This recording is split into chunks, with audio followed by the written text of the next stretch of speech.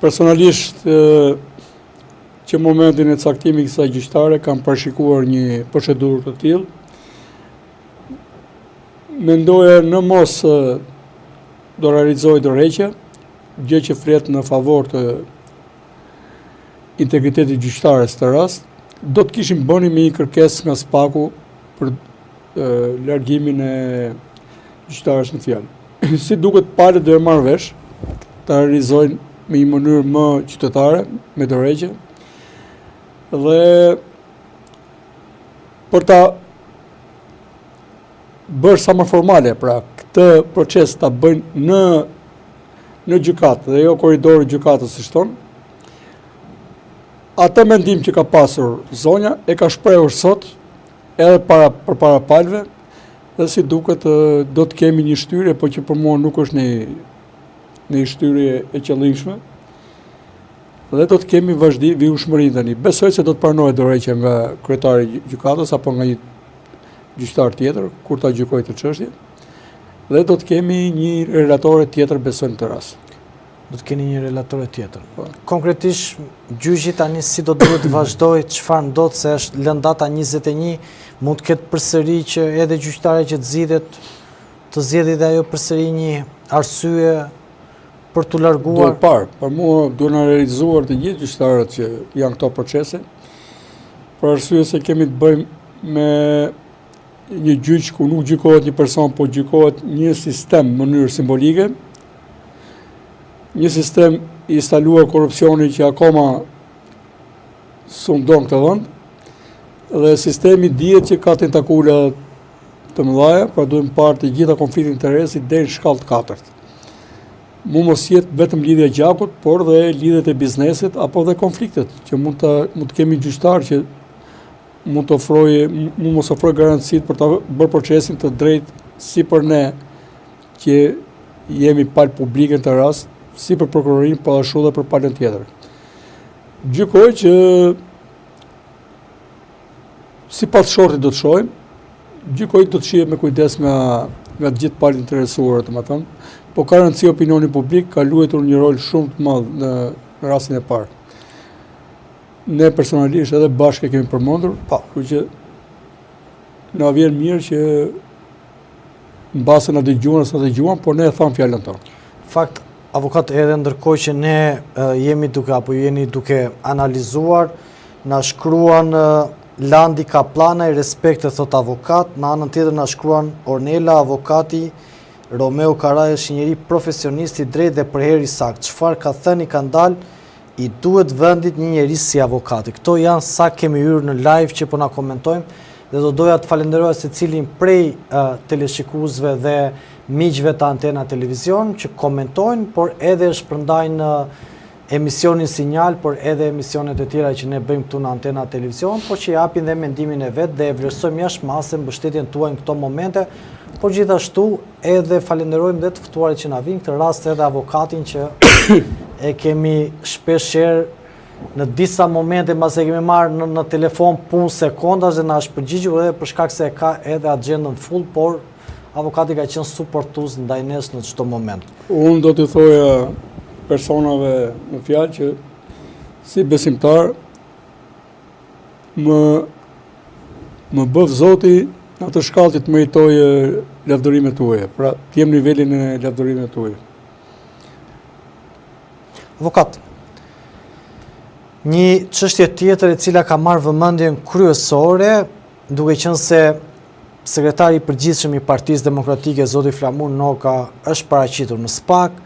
Ai ditën e premte tha që vajta për krimet zgjedhore, por tashmë del që në SPAK zoti Flamur Noka ka qenë për kontratën e lobimit $6 milion, që lidhej para zgjedhjeve të 11 majit, por gjithashtu edhe për kontekstin që ka ajo kontratë, duke qenë se është një kontratë lobimi që lidhej jo vetëm për çështjen e non-gratës që zoti Berisha, por gjithashtu dhe për marrëdhëniet më të mira midis Shqipërisë dhe Shteteve të Bashkuara. Çfarë mund na thuash pak më shumë për këtë kontratë dhe cilat janë përgjegjësitë penale të zotit Noka? Tani, duke qenë muaj i shkurt që kur është hapur kjo çështje, ne bashk e kemi trajtuar dhe kemi thënë sidomos më pas kur u hap kontrata që u bë e ditur, kjo kontratë do ketë probleme. Kur e kam lexuar kontratën, unë e kam lexuar të gjithë të pjesë që është bërë e ditur edhe nga institucionet amerikane, unë mendoj që minimumi ka vepra penale sipas ligjit shqiptar. Pra nuk mund të lobosh sipas ligjit amerikan për të zhbërë vendime ekzekutive. Pra i bie që korrupton shtetin amerikan. Ti mund të lobosh suporte ndryshme për ndikuar në politikat jashtme, po e të zhbësh vendime ekzekutive. Këtu në e shitën me fjalë sikur do zhbëj non grata, pastaj ndruan disa herë terminologjinë e kontratës, se e panë dhe vetë i kishin gabuar, ishin nxitime sipër në fushat për krijuar dhe një frymë pro-amerikane, bile më pro-amerikane se mund të jetë qeveria, domethënë, për të marrë flamurin tani pro-amerikan, nga anti-amerikan që e kishin deri para pak kohësh, dhe flamurin e sovranitetit. Por kanë treguar që në bazë ligjit shqiptar nuk kanë bërë deklarimet e duhura, nuk justifikojnë sasinë e parave, dhe mund të kemi edhe pasim parash, por dhe investime nga persona të cilët mund të jetë problematik për Shqipërinë.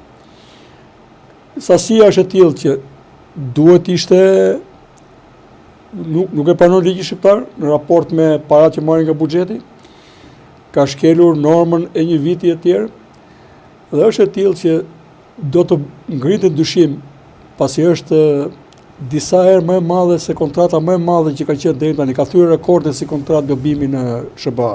Ka thyer rekordet si kontratë lobimi. Po, ato variojnë nga $10.000 në muaj deri në 100.000. Kjo vajti për njëherë 250.000 muaj.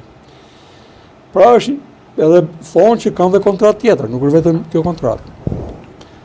Vetëm pagesa 750 që është parapaguar që në prill, pra në shkrimin e kontratës, nuk justifikon dhe e fut në belara edhe ato që kanë nënshkruar, edhe kryetarin e partisë, po dhe vetë partinë.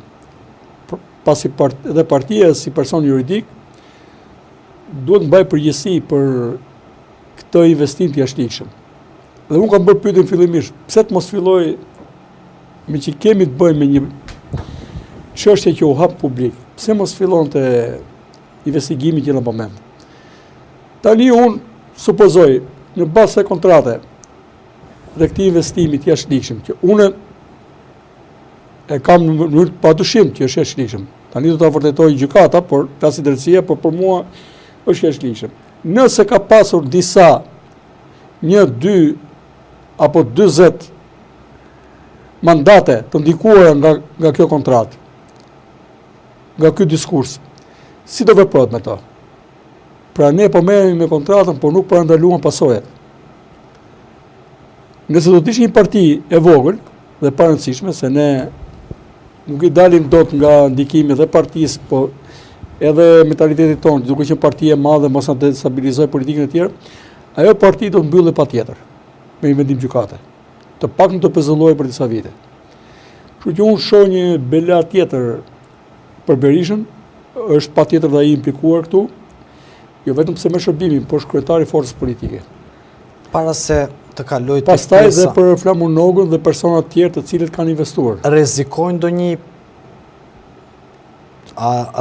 ndonjë dënim? Patjetër.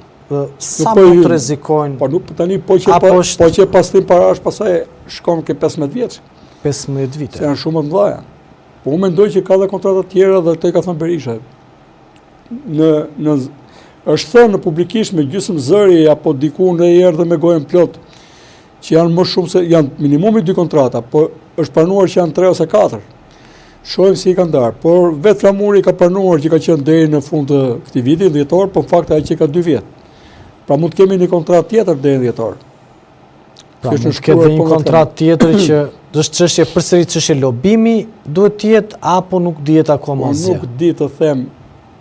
Diku klasifitarët tha unë s'merrem me lobime, merrem me këshillime, tani na dalin në pa dhe lobimet, është regjistruar tek fara në Shtetet e Bashkuara. Pra do të kemi një investigim, të dyja palët besoj do të bashkëpunojnë shumë shpejt. Unë e kuptoj se si mund të shkojë kjo punë, po mendoj që nga vetë shuma do të kemi me probleme penale edhe duke thyer dhe vetë ligjin amerikan, vetë shteti amerikan dhe departamenti i drejtësisë atje nuk i lë, duke parë shumë të tilla që është jashtëzakonshme, pra është shumë rekord atje, nuk do e lërë pa investiguar, pa e zbardhur deri në fund. Çfarë kontrata është?